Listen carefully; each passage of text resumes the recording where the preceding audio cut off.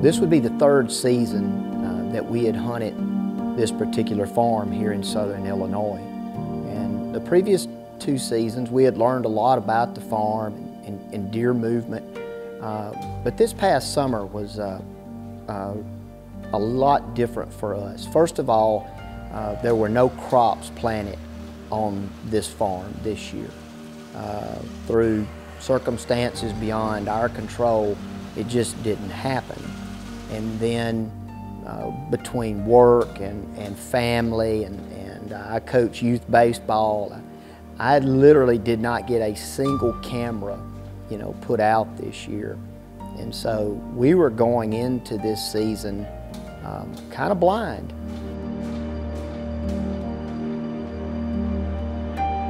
The farm we knew held some nice bucks. It always does every year.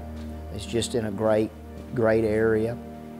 And Rich Zirkelbach does a wonderful job of habitat work on this particular piece of property. He has a sanctuary in the middle of it, and he doesn't go in there unless he's tracking a wounded or dead deer, and he is very strict about that. He keeps the buck hit list, so to speak, small. He doesn't allow us to take a lot of deer off the place. So there are obviously several ingredients that we feel like are very important in growing a big whitetail and having a healthy herd. And you've got to have good cover for the deer to hide in. You've got to have food, and having food nearby to that cover, I feel like is very essential.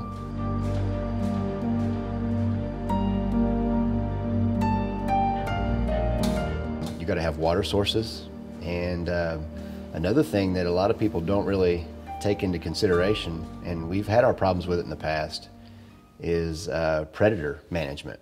And whether it comes to if you don't coyote hunt, let some guys come in and coyote hunt after your deer season's over.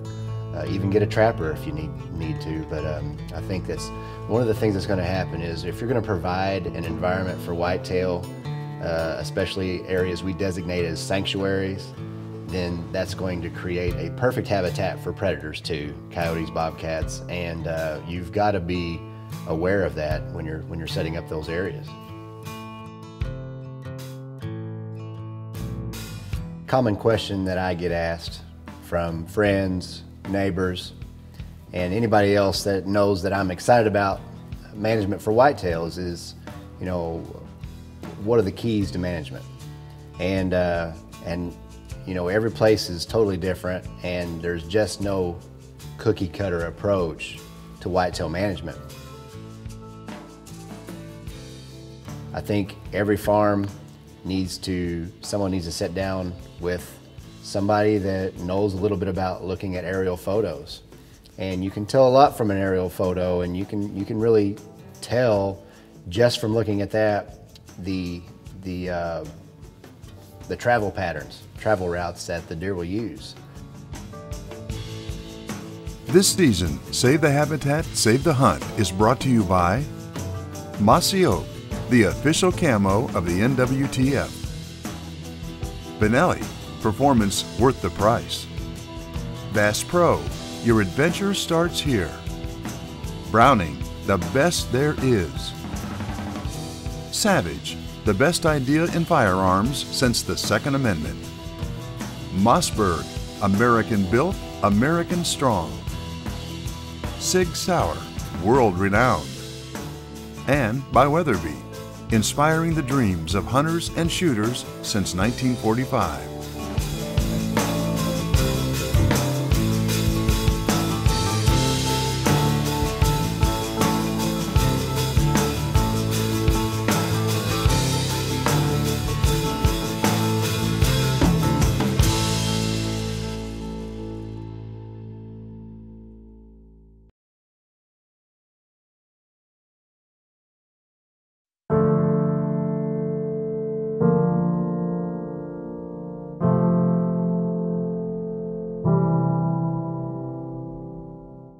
We knew that the first morning was going to be pretty tough. Matter of fact, we went to bed the night prior with the plan that we would get up and look at the weather and see how it looked as far as the rain.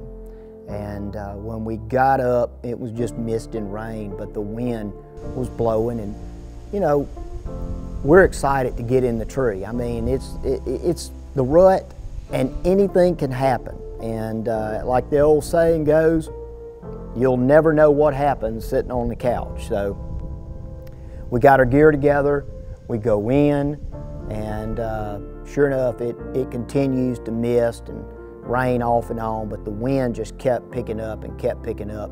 And it's one of the few hunts, if not the only hunt I've ever had on this farm, that I did not see a single deer from the stand.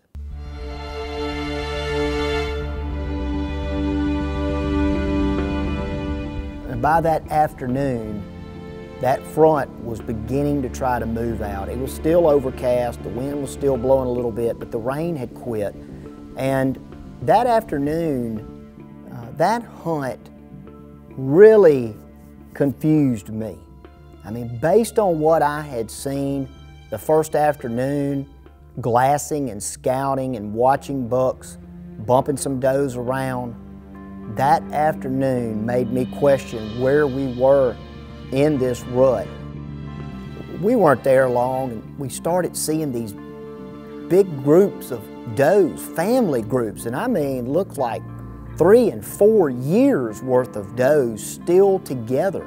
And that was the first thing that kind of threw me for a loop right there. I thought, my goodness, you know, based on what we had seen the previous day, we shouldn't be seeing these big family groups together.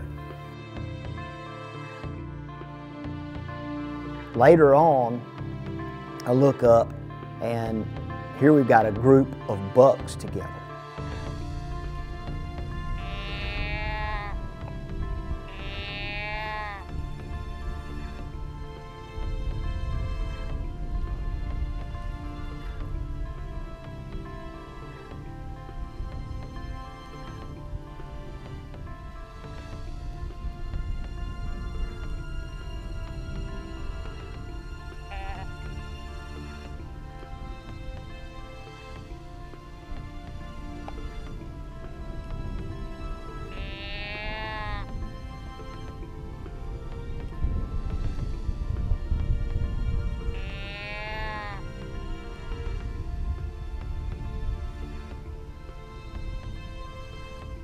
All of a sudden, Jason says to me, "John, there's a better buck up there."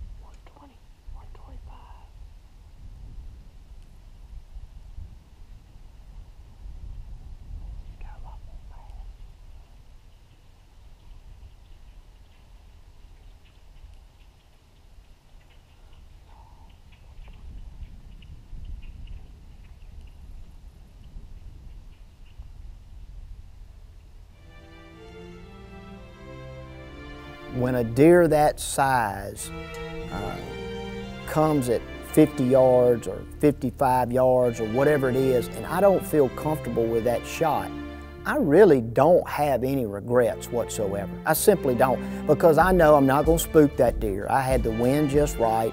I could have called to that deer, but again, I was a little worried about doing that because they had just a little bit of elevation on me, and I was afraid that they could see all the way through this little thin strip of timber we were in.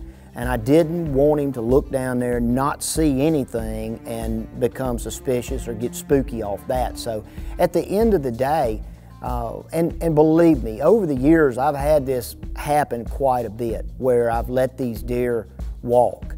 But I don't know that I've ever been remorseful or regret it that I let them go.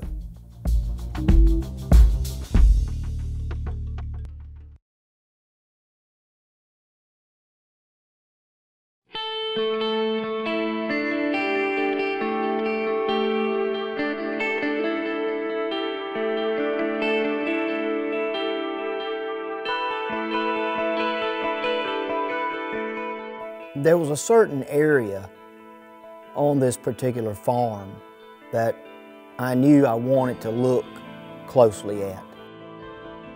It was a pinch.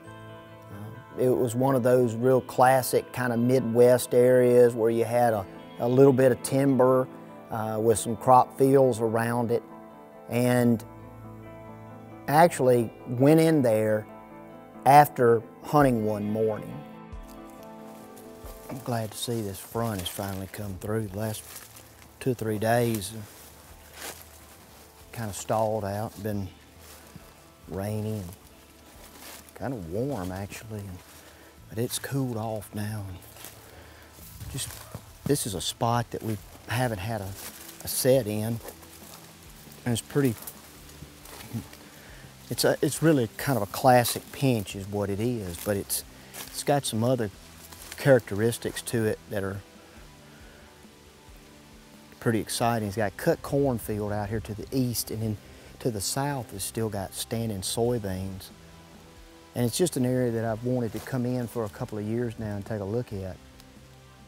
And I'm glad I finally was able to do it, because I've already seen 2 really fresh scrapes here, and a great trail running right up over the top of that little ridge.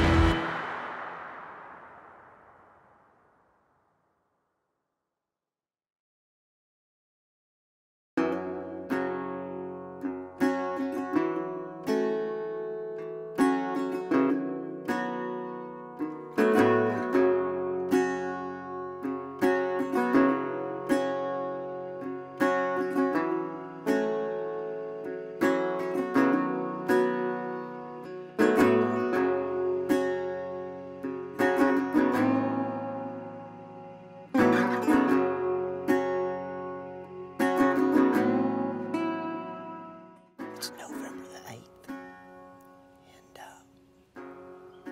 we're back in southern Illinois. This morning we're in a new set. We just hung it yesterday. And basically we're just in a pinch, just a classic morning pinch. We've seen a couple of does already, but no buck action yet. So hang in there and see what happens.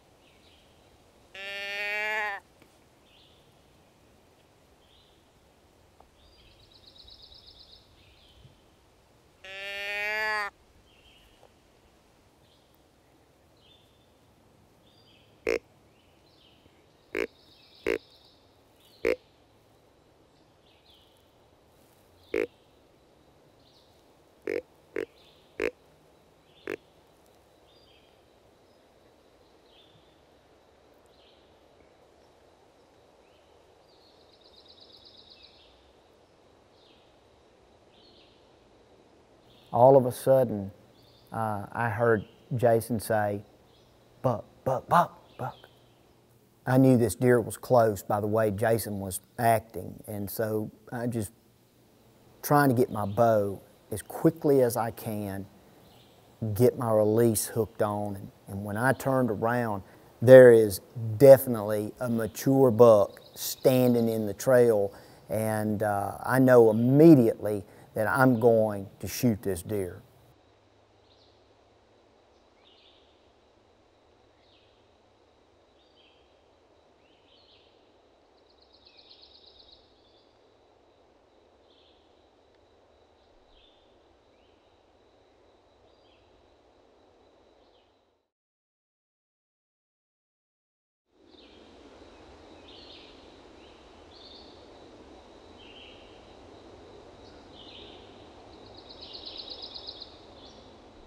We're sitting there and just really enjoying the morning. It was just a beautiful, beautiful morning, and again had watched some does in the distance, and just, you know, doing what Jason and I do when we're in the tree, just talking and joking around, you know, kind of very quietly, and keeping our movements to a minimum, and just thinking about you know, I'm like most deer hunters are, and we get caught up with what's the next move going to be. You know, we're always at that point where, well, if it doesn't work out this morning, where am I going this afternoon?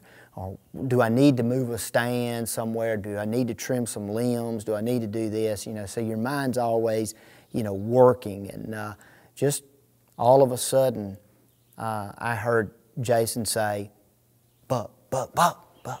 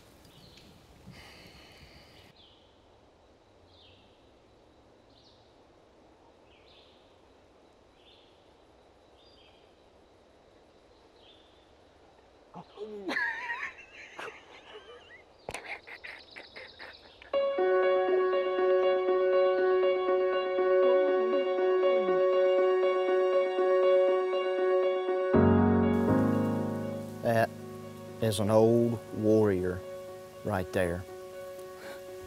He has got stuff coming off the back of his rack here, and you can tell where he's been rubbing on trees, and just he's got good mass on his bases and everything. I mean, it's just an old, heavy, mature deer. And I've often said there was, you know, something about hunting was that it took you through a gamut of emotions unlike hardly anything else.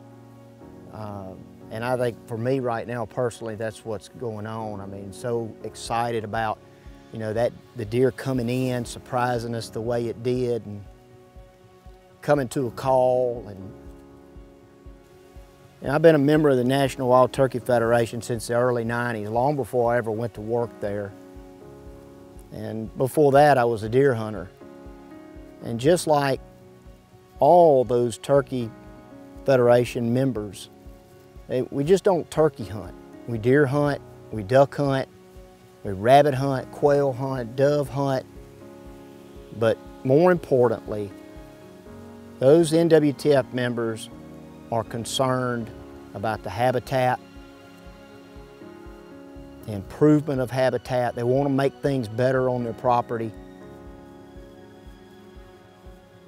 And I think this is really the end result of what happens when you put the land, and you put more significance and more value on the land than you do yourself.